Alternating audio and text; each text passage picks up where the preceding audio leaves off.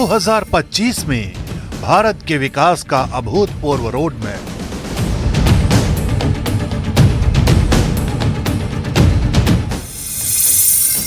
नए साल के पहले 15 दिनों में धमाकेदार आगाज।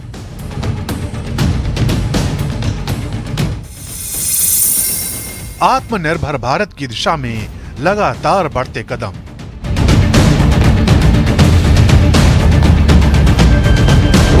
देश के प्रधानमंत्री नरेंद्र मोदी के तीसरे कार्यकाल में साल 2025 का पहला महीना भारत के लिए अभूतपूर्व परिवर्तन की आधारशिला बन गया। पहली कैबिनेट बैठक में ही पीएम मोदी ने भारत के विकास के रीढ़ माने जाने वाले किसानों को बड़ा तोहफा दिया। डाई अमोनियम फॉस्फेट यानी डीएपी की कीमतों को किफायती बनाने के लिए विशेष पैकेज को मंजूरी दी गई। इसी दिन पीएम मोदी ने भारत की कला, संस्कृति और खेलों के प्रति समर्पण की भावना को भी जाहिर किया। मशहूर गायक दिलजीत दोसांझ और ग्रैंड मास्टर कोनेरू हम्पी से उनकी मुलाकात पीएम मोदी के उसी प्रेम को साबित करती है। और आप तो नसीब वाले हो जी, आपके परिवार ने आपका नाम दिलजीत रखा तो आप जीतते ही जाते हो लोगों को।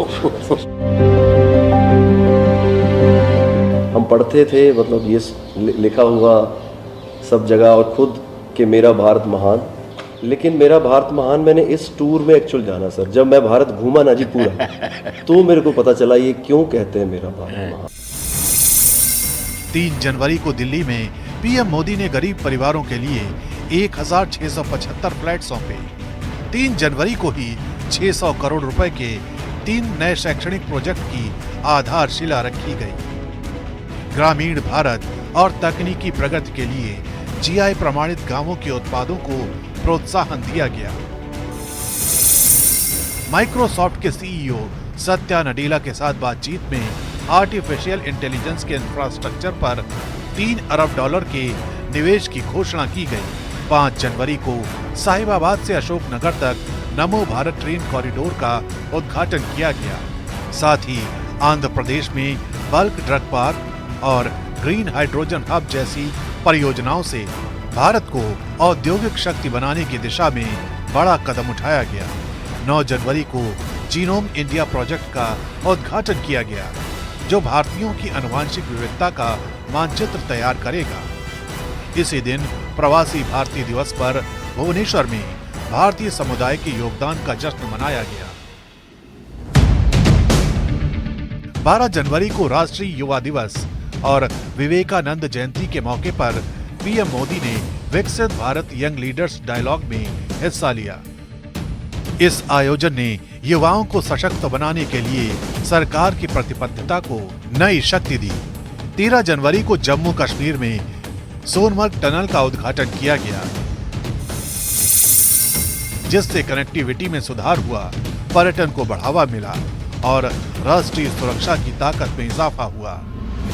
इस दौरान पीएम मोदी ने सोनमर्ग टनल के निर्माण में लगे इंजीनियरों और श्रमिकों से मुलाकात की और उनका हौसला बढ़ाया।